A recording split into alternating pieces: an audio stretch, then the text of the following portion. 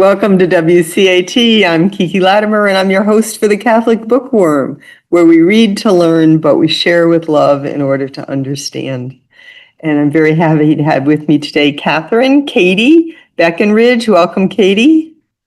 Hi, thanks for having me. You've written an amazing book. It's called Silent Sorrows. Let's talk about abortion, reproductive technologies, and adoption. I'm just going to hold that up here. So big topics, difficult topics for many people. I just want to mention that to our listeners this morning. And so let me start us off with a prayer. How's that sound? Sounds In the good. name of the Father, the Son, and the Holy Spirit. Lord Jesus, we ask you to be with us this morning. We ask you to guide our conversation, guide our thoughts, guide and open the hearts and minds of those listening to us in this interview. And just let your Holy Spirit be with us always, and your mother with us as well. Hail Mary, full of grace, the Lord is with thee. Blessed art thou among women, and blessed is the fruit of thy womb, Jesus. Holy Mary, Mother of God, pray for us sinners now and at the hour of our death. Amen. In the name of the Father, the Son, and the Holy Spirit. So, Katie, to start off with, how about you tell us a little bit about yourself for our listeners who don't know you? So, well, just to start, it wasn't a mistake. I was crossing myself the other way. I'm your sister from the East. I'm Eastern Orthodox. Wonderful. So, yeah, I'm Katie Breckenridge. I live in Pittsburgh, Pennsylvania. And I'll talk a little bit about how Silent Sorrows came to be. So about 10 years ago, I came across a video of a traditional surrogate, which is traditional surrogacy, for anyone who doesn't know, is when a woman gets artificially inseminated and then carries her own biological child with the intention of giving that child over to someone else. So I found a video of a traditional surrogate who was carrying her own child for a gay couple.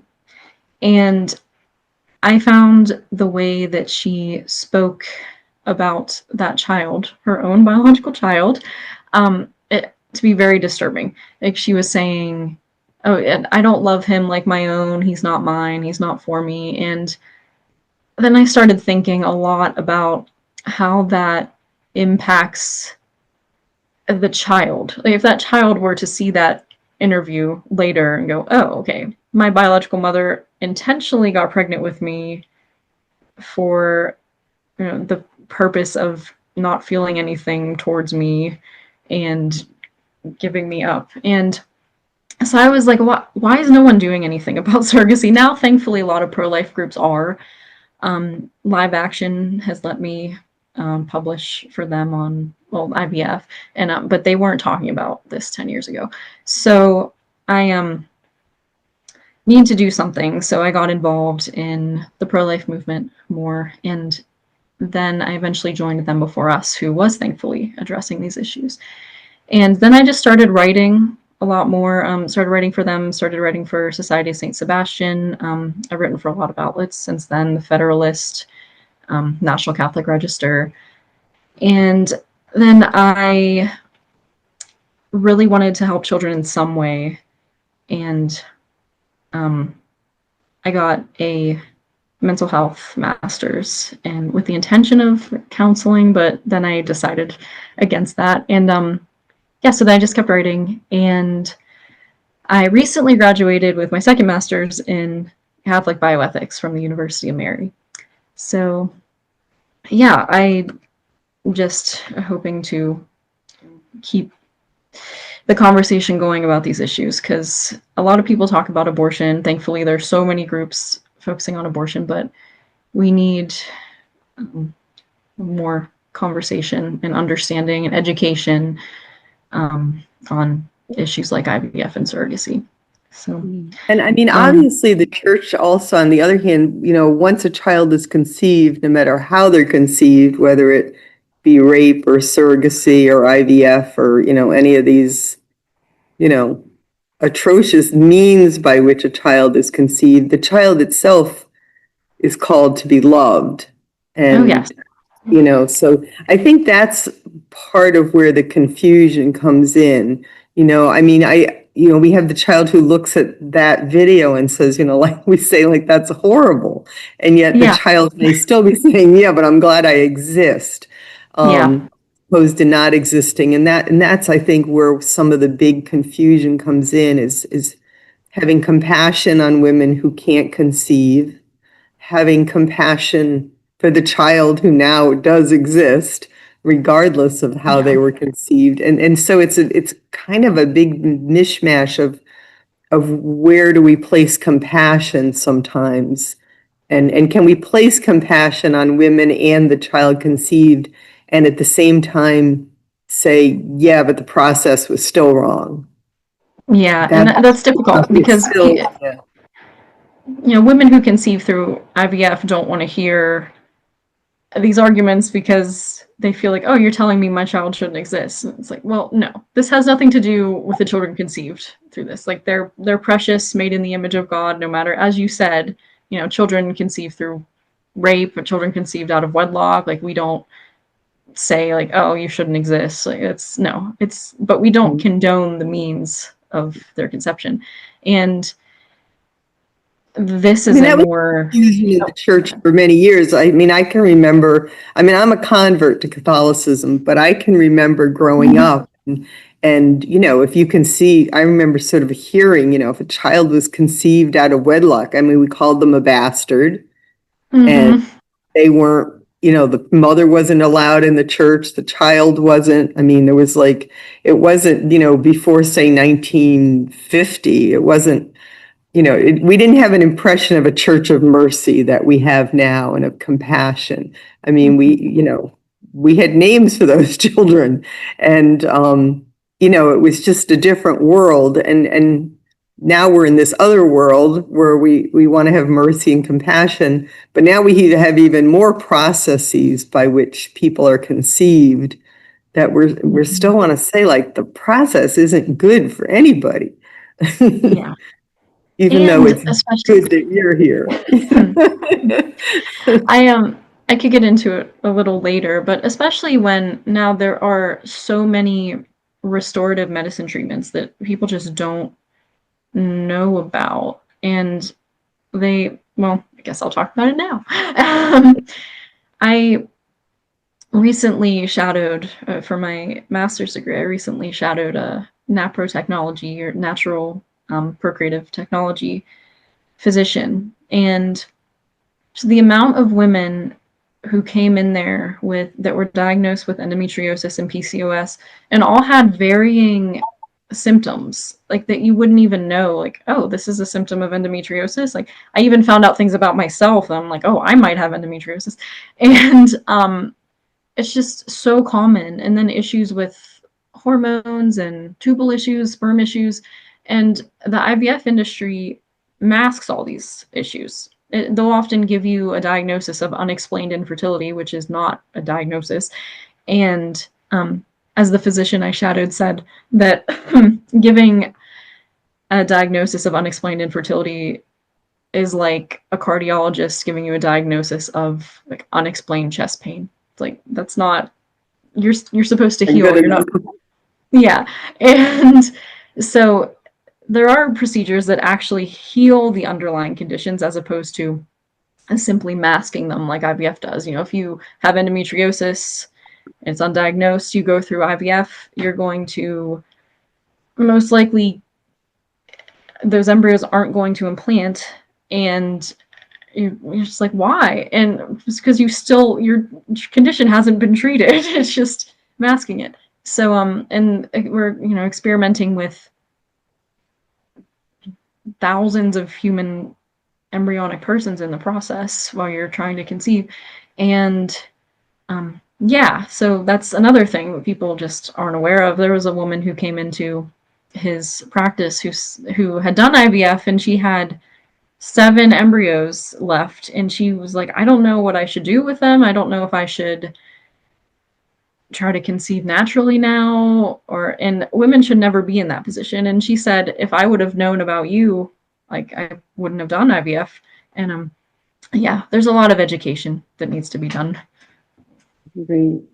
I know just recently someone relatively close to me who's, a good Catholic, considers himself a good Catholic, has a large family, and has a friend who he and his partner just conceived recently through IVF. And I just sort of mentioned that, it's not right. And he was like, what's wrong with IVF? He had no idea. Yeah.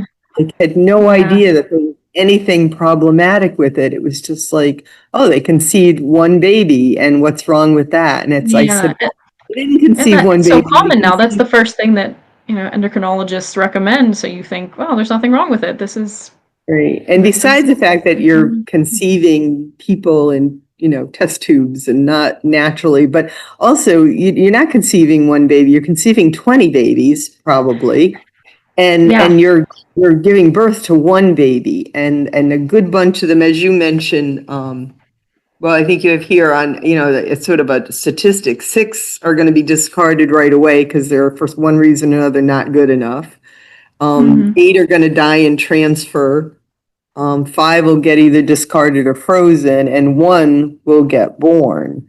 I mean, that's not a very good way that we're dealing with human life, with persons conceived. Yeah. And I was listening to, there was a podcast recently, Dr. Lauren Rubal, who's an endocrinologist who used to do IVF, and she mentioned that the best prognosis patients, like those under 35, have an average of 2 egg retrieval cycles that they have to go through, and those over 40 can undergo up to 9 egg retrieval cycles. And IVF facilitators will routinely prefer having about 10 to 12 mature eggs, and out of those 10 to 12, about 80% will fertilize. So if there are 10 eggs, about 8 of them will fertilize, and between like 1/3 and 1/2 of them won't actually implant. So even just 2 egg retrieval cycles can create 16 people who won't all survive. It's a lot of trial and error with human lives. Yeah. It also really wreaks havoc on the woman's body. I mean, you're put into menopause to retrieve those eggs. I think a lot of people don't realize how havoc-wreaking the process of getting those eggs is. Yeah, and you're risking hyper ovarian stimulation syndrome, and even they have to take birth control pills, and which birth control's never, that's probably a whole different conversation, but birth control is literally never needed. So if you're risking all these unnecessary side effects, and even though it's considered standard medical practice of IVF, like physicians they're called to heal and uphold the totality of human persons. Excuse me. And they're supposed to uphold the innate worth and dignity of every person. So when you're giving women unneeded medications like birth control pills, and gonadotropins are what stimulates the ovaries, they can increase, as we said, ovarian hyperstimulation syndrome, and still leaves underlying fertility conditions unhealed, and creates treats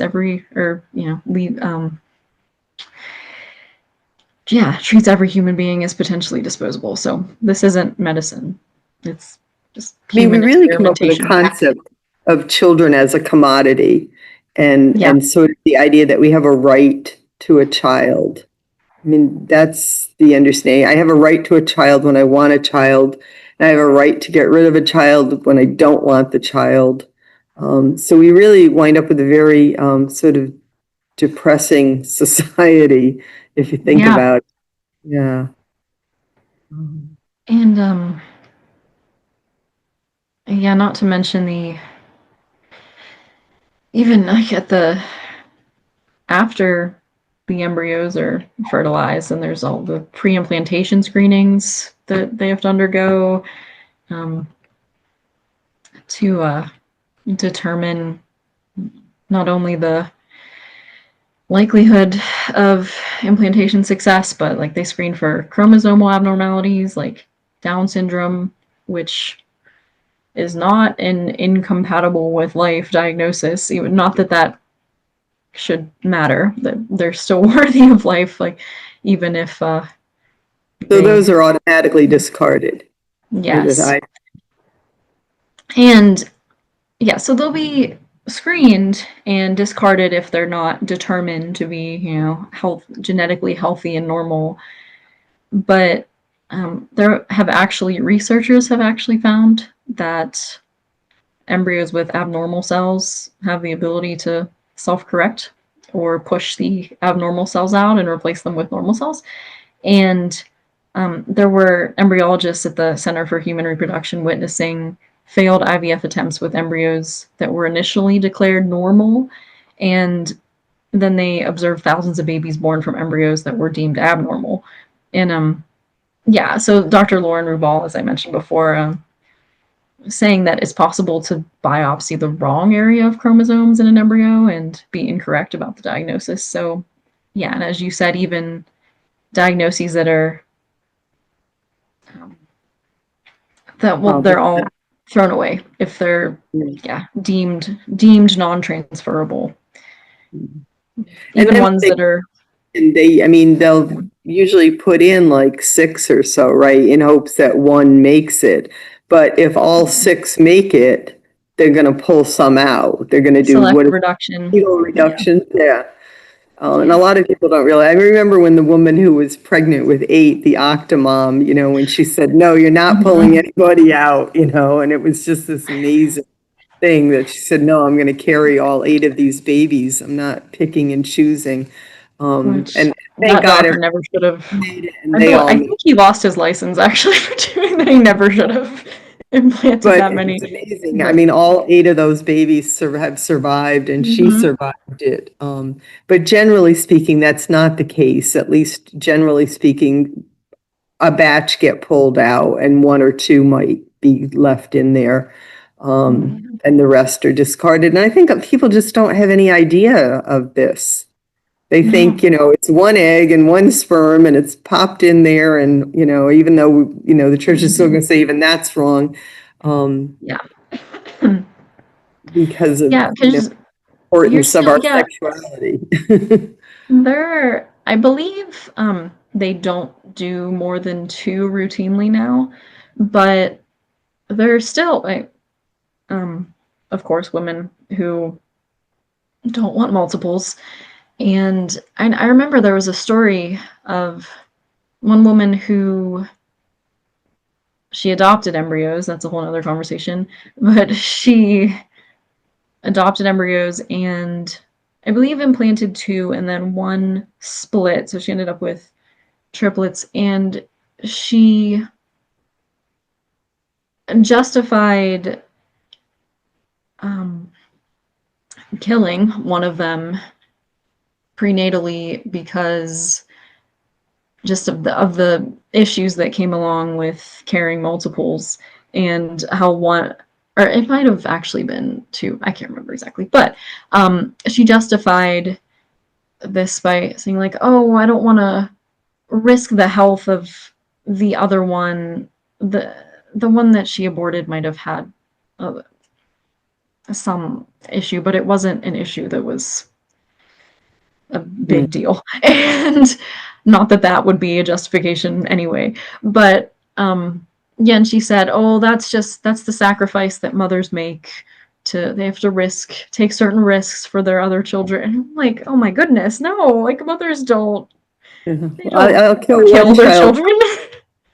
Yeah, Sophie's choice, it just becomes obscene. Um, Yeah. when we start to involve ourselves in those kinds of choices.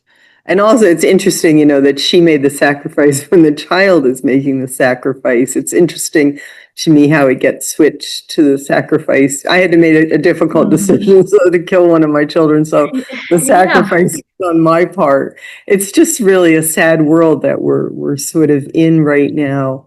Um, how do we balance this with compassion for women who, desperately want a child? And I wasn't Catholic. I became Catholic after my second child. So I had been contracepting for 7 years when I found out. In a secular university, I heard an argument against contraception, purely philosophical one, and stopped contracepting immediately for just purely rational reasons, not faith reasons. And which was fascinating to me, but it was right around the time that we were thinking about having our first child, and then started to try to have a child. And after the first month, got my period and became like terrified. Like, wait a minute, like maybe I've been contracepting for nothing for 7 years because I'm infertile. And I remember just that month of fear of like, what if I can't have a baby? And I think, and so I was very blessed, and a baby came along a month later. But I remember that few weeks of thinking, what if we can't have a baby? And even that few weeks of that, I found terrifying and just empty. And I know people that have dealt with infertility, and it's just horribly painful. I remember one young woman back then at the time, and they eventually wound up conceiving, but I remember her saying at some point, like, making love in the marriage just became this empty act because they knew they were infertile. And so this coming together in the marital act was just became this miserable, empty, lonely place. Yeah, they feel like they're not fulfilling the actual like procreative and unitive. Yeah. Right. And so, I mean, we are, I guess I'd say, how do we balance that kind of compassion? Because you can see that nobody goes for IVF because they want to, they go because they're between a rock and a hard place. Yeah, and that's where we need to be pushing for more restorative procedures. But if you go through all the restorative procedures and you actually can't, it's tough to, if you actually can't conceive, then, I mean, I don't know. You were speaking of your personal experience. I just got married in September, and since I found out after shadowing, like, oh, I might have issues too, I've had to face this as well. We've had the discussion, like, what if we just can't actually have kids? And I think we've come to a place of, it's like, okay, well, if that will be what it is, unfortunately. But I think it's possible to have compassion while still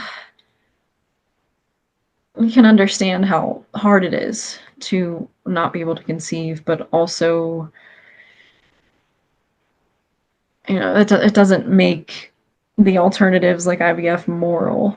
And so I think the only really other suggestion would be to, and I talk about this in my book and obviously in the adoption section, would be to try to put your motherly and fatherly innate instincts to use elsewhere, but with the correct motivations, with fostering or adoption.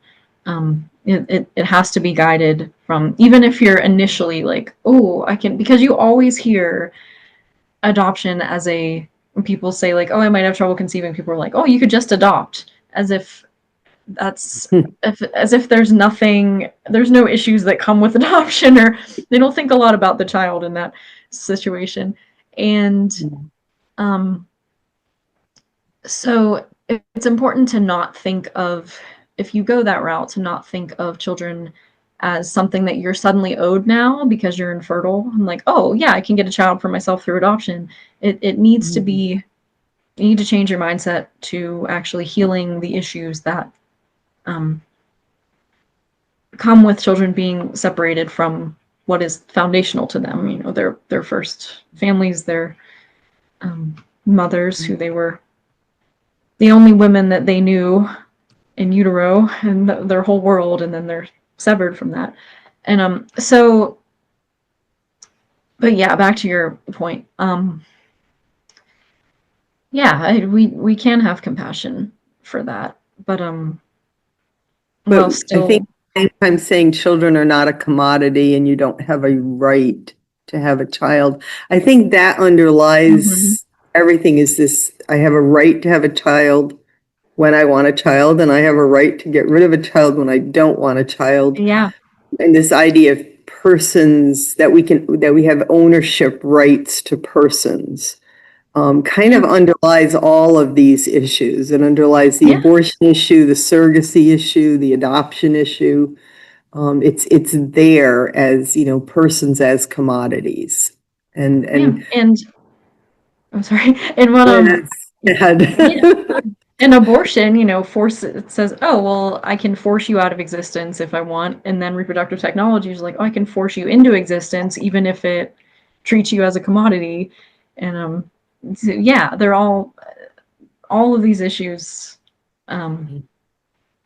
treat children as your own personal, like, objects and kind of accessories to fulfill your own desires.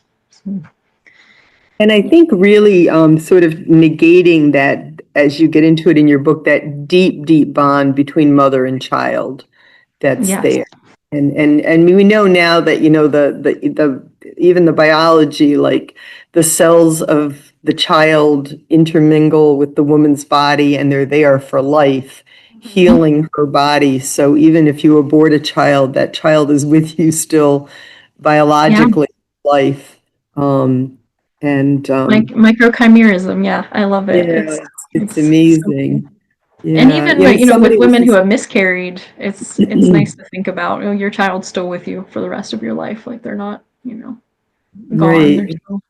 They're still there. Somebody was talking about it in regards to Mary, and we were saying, we have this veneration as Catholics and Orthodox as to Mary, and that she has the cells of Jesus in her. Yeah.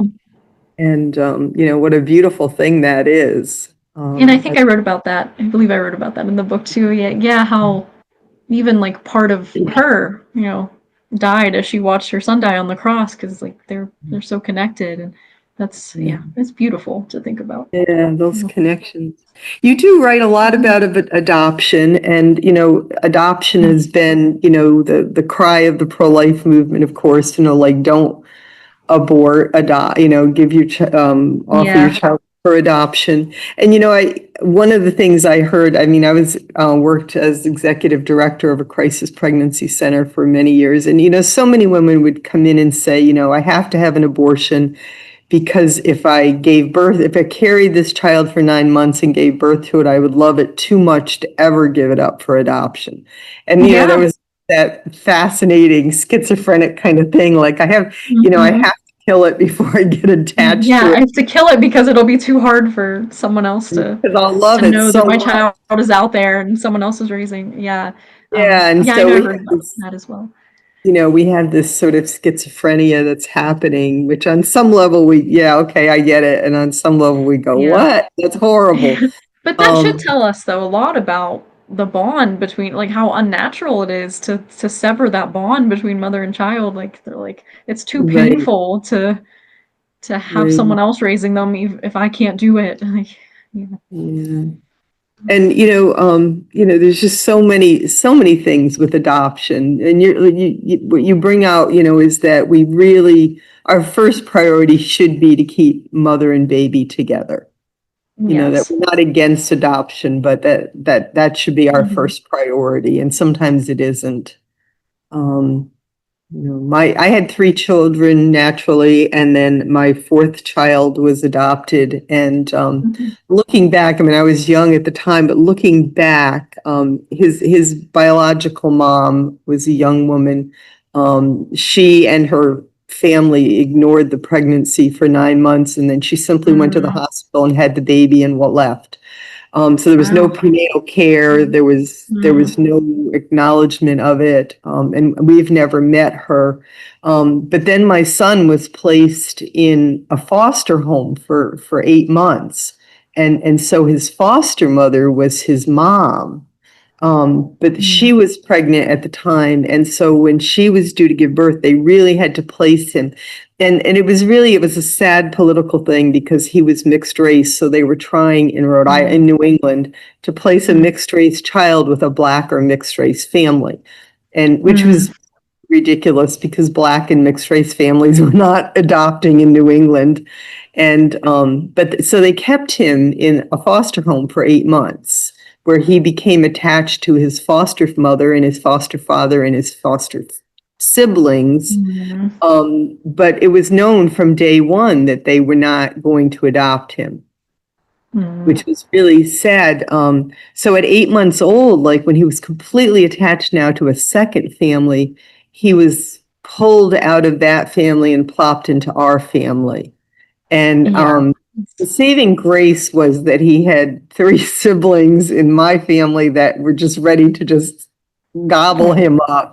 And that he immediately bought. In fact, they said they would only place him with a family. Interesting. They would only place him with a family that already had children because he was so social.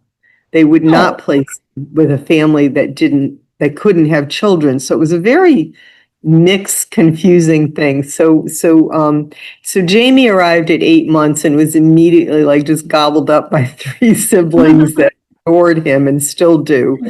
And but looking back, and at the time, I mean, I was young. I didn't know a lot about adoption. I had three children already. My father had been adopted. It was, I think, an in-family adoption. So I had grown up with the idea of adoption. But looking back, I realized just how badly his adoption was done.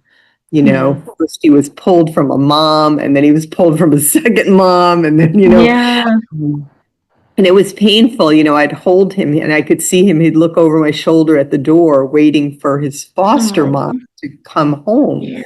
And they know, and people think babies are just these little blank slates that don't know any better. Like they're much more aware. I'm sure you're aware of all of Nancy Verrier's writings about primal wound and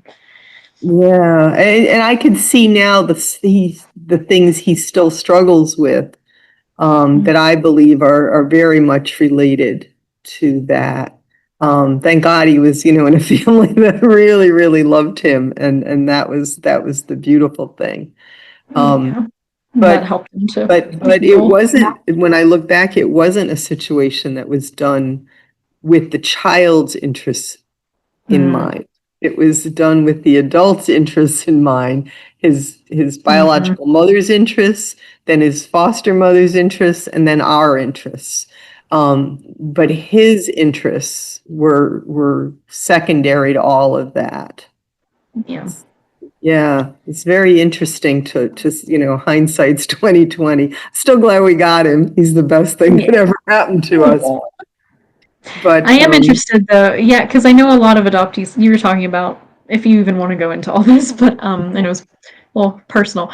But I know a lot of adoptees will say like that they feel like they have holes in their hearts, and they feel like no one really listens to them, and they're just expected to be grateful for that they were adopted. And because that was a big part of my motivation for writing the adoption section was I was seeing a lot of comments on the Them Before Us page, a Facebook page, from adoptees who, whenever we would post about surrogacy, people would say like, okay, well, as an adoptee, there's a lot of similar issues. And I just really wanted to find out, was like, well, why is this so traumatic? I mean, I could see it, but the similarities between adoption and surrogacy, even though one is intentionally placing children in that situation and another is attempting to heal wounds when done properly.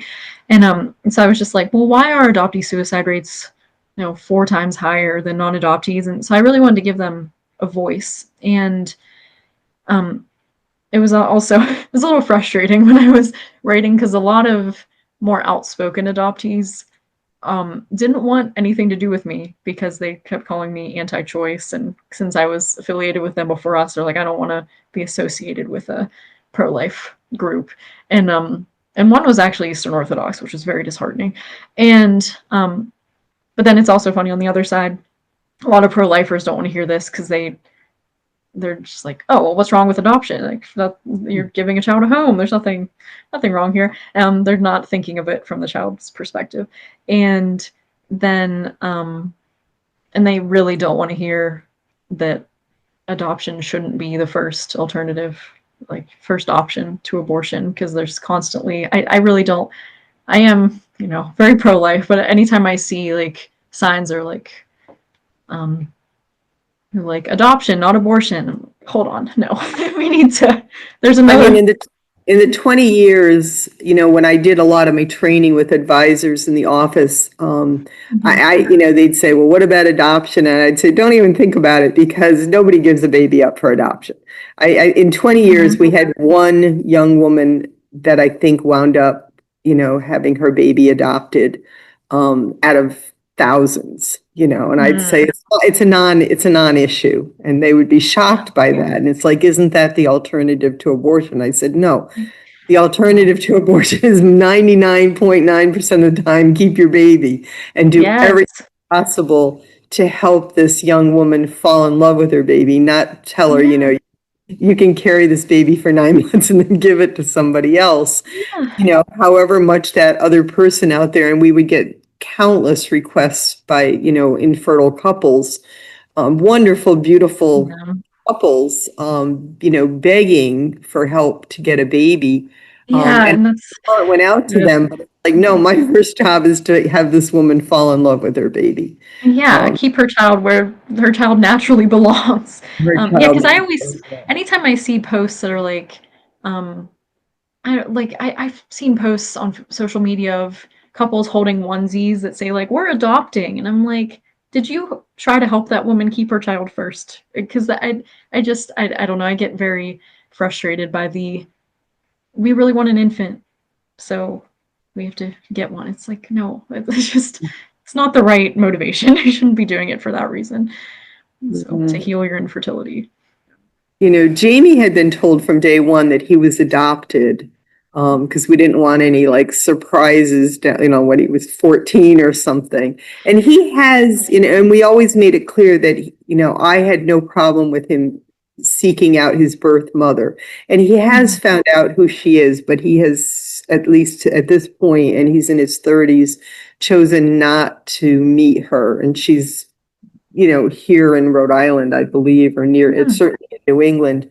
But it was very interesting when he was about 3 years old. And, what does adoption mean to a 3-year-old who's got siblings, And I remember this one morning, the kids were all around the breakfast table, and I was making waffles, and they started talking about how old they are. So at the time, they were like, Jamie was 3, Danny was 4, Katie was 5 or 6. They were like, but Katie too. Yeah. So they were all close in age. And without thinking, I said, because kids at that age, like, I'm 5.5, I'm 5 3/4. Every month counts. And without thinking, I said, well, in China, you're considered a year old when you're born. So if you lived in China, like if you were 5, now you'd be 6.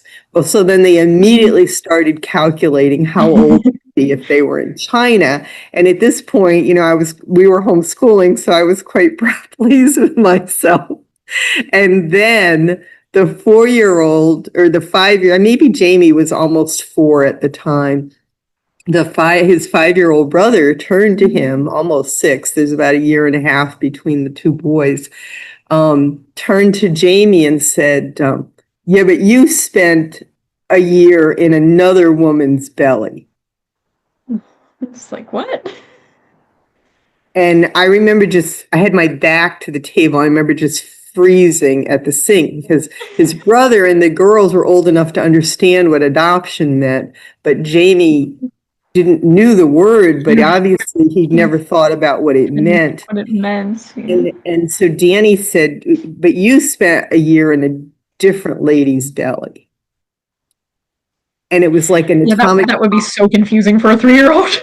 And he turned to his brother and at the top of his lungs screamed, "I did not." Oh. And now I'm like, oh my God, what's just happened here? And then Danny, at 5, just was like totally confused by Jamie's reaction. And he said, "Well, yeah, you did." And again, Jamie screamed, "I did not." And at that point, I jumped in and said, "Let's eat waffles," and just tried to defuse the thing. And Jamie was crying. And the girl, my 2 daughters, who were about, 6.5, 7.5, everyone was like shocked by Jamie's reaction, including me. It was really a horrible moment. And so I diffused it with breakfast. Danny was crying and Danny was looking at me like, "What did I do wrong, Mom? I was just telling the truth." Like, I'm just speaking the truth here. And so we finished breakfast and then I took Jamie aside and I said, "We need to talk about what adoption means." And I, just explained it. Yes, this other lady really, really loved you, but she couldn't take care of you and she gave you to us. But it was terrible. It was hard. And I think that was my indication of just what a painful mess I'd gotten myself involved in, and was just grateful. And so on Mother's Day, we always prayed for his other mother. We always prayed. We said, "She's your mother and I'm your mommy." And we've always prayed for her and wished her well. And, but I think people need to know adoption is not a simple matter. Yeah, And it's not all sunshine and rainbows. Jamie was lucky because in the sense that, like I said, he was, the best word I can say is loved, gobbled up by 3 siblings, and the 4 of them are super close to this day. So that was I think that was his greatest blessing was, that he had this deep love of 3 other children that were close in age to him. I think their love did more than mine or my husband's. Yeah, because Jamie's such a social person.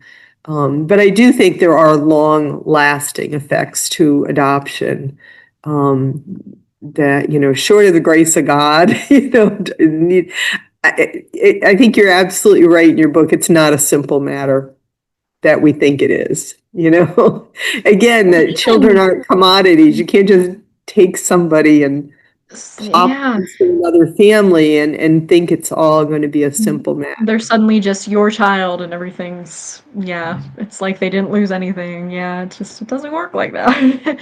I mean, when you carry a baby, you have 9 months to bond and you have all this other stuff going on. And when a child is just handed to you, all that bonding still has to happen. It doesn't happen. Like, I remember the day we brought Jamie home, it wasn't like this immediate bonding. It took time but it was interesting. The bonding between the children was immediate, but it was different. And he did grow. I always say, that idea that he grew in my heart rather than under it. But yeah. And my husband struggled with the adoption far more than the rest of us did. And that was another thing that was more difficult. Yeah. But I do wonder, as you had mentioned about, telling him, like, obviously your birth mom loved you and stuff. I've read a lot too about how I wrote about this too. In the book, there's testimonies from adopted children and birth mothers, because it's people. Adoption's often, touted as like, oh, this is the best decision for you, but my gosh, like the amount of women that hurt after they place their children too, um, that or still say, um, that they're constantly like they've gotten married and they have other children, but they still will like look at their table and think like, oh, there's a missing seat here, and like they're constantly still like longing for their children, and that's so I wonder. I know that's not the case, obviously, for every, and even it's not the case for every adoptee that that they struggle with issues, but um, yeah. So I wonder, like, just with his mother, if what's on her mind, but Yeah, I mean, she's never yeah, reached out, and like I said, we've yeah, thought about reaching out to her, and I think eventually we will. I've always been very comfortable, and I've told Jamie, you can reach out to her anytime you like, and in fact, I've even offered to reach out for him, and I think we will, only because we also want to respect her privacy, and we found out about who she was sort of accidentally, put it in its best terms. And but she doesn't know that we know who she is, and she's never reached out, as far as we know, to find him. But we do believe she went on to marry and have other children. So that's the other thing, is that he has probably siblings, or at least half siblings out there. yeah. That he May hasn't met. at some point in time be important to him in his life. Yeah. Yeah, that's what my husband he's never met his biological father, and so I'm constantly like pushing him like, hey, do you wanna but yeah, that's another whole another story. But I can see the effects on him too of not knowing him, how it does. Life How gets do that. messy and very complicated. Yeah. Um, and we want to take a look at things that are objectively true, while still having mercy and Yeah. compassion in Yeah. very difficult situations. Yes, Yeah. which is exactly what I was trying to do in the adoption section. So why I needed to clarify that, because a lot of people are just like I had an adoptee, he's a priest, um, say to me, it's like, well, the church does like condone adoption. I'm like, yeah, I know. Like I'm not condemning it. This is what I'm trying to say about it. It was interesting to me when we were looking into adoption. Like I said, it was on my mind because my father had been adopted, and I felt like Mhm. there were we also were adopting through this Catholic Social Services special needs adoption. So we were Mhm. looking for children that weren't readily adoptable. Yeah. Um, and Jamie fit that category for a number of reasons, which were ridiculous reasons, but being mixed race made him not readily Yeah, adoptable. that's Having insane. asthma, he had a little bit of asthma, but the mixed race Yeah. and not having information about his biological father were the main things. And what Mhm. amazed me were people that would say to us, well, if you adopt, you don't know what you're getting. I used to say, well, you never know what you're getting. And Yeah. It, well, what if his genetics are like some bad people? And I was like, mhm. well, there's probably bad people in my family tree. Yeah. I mean, And how far that's back why. do we know? How far back do we know about our family tree? Like great Mhm. grandparents, the most. And I said, well, my great great great grandfather could have been a murderer or something like. Yeah, you have no idea. How do we ever know? And it was really funny though, like all of a sudden genetics became so important to some people. And Mhm. again, it was like thinking about it now, we not only do we have a right to a child, but we have a right to a healthy child.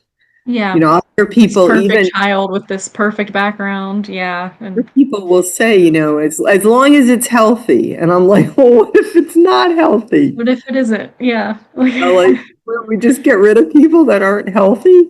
It's Exactly. Yeah. We really live in this amazing eugenics kind of world, you And know? that's going to be my next book, actually, the one I'm working on right now. I compare reproductive technologies to past eugenics movements, and yeah, the Well, there's similarities so with dehumanization. So it's all there. Well, this is an amazing book, Silent Sorrows. Let's talk about abortion, reproductive technologies, and adoption. Where can people get your book, Katie? it's on Amazon and booklocker.com, and it's also available on every ebook streaming platform. I know it's on a few other, it's on walmart.com, Barnes and Noble, pretty much anywhere you buy books, you can find it. Great. Well, there's so much in it. I didn't read it cover to cover, but I read a lot of it because I am, obviously having spent, all those years in the crisis pregnancy agency, I'm familiar with a lot of it. But Yeah. it's wonderful. It's beautifully written. Is there anything that you'd really like to mention that we didn't get to that's important to you? I just kind of wanted to talk about what they all have in common, though I feel like we covered this, but I also didn't mention um, every topic that's in the book, so I'll give a Right. quick overview of that. Yeah, so there's a section on abortion and common abortion arguments and responding to those. Then goes into IVF and surrogacy, which we didn't get to, but and then there's a section on the importance of mothers and fathers and that genetic connection and the impacts of gamete donation, which is very prevalent in IVF. And then I go into more religious. I have both Catholic and Eastern Orthodox arguments for IVF and surrogacy, but it's my hope that all denominations can find truth in this. And then it goes into the adoption section. But what all of these have in common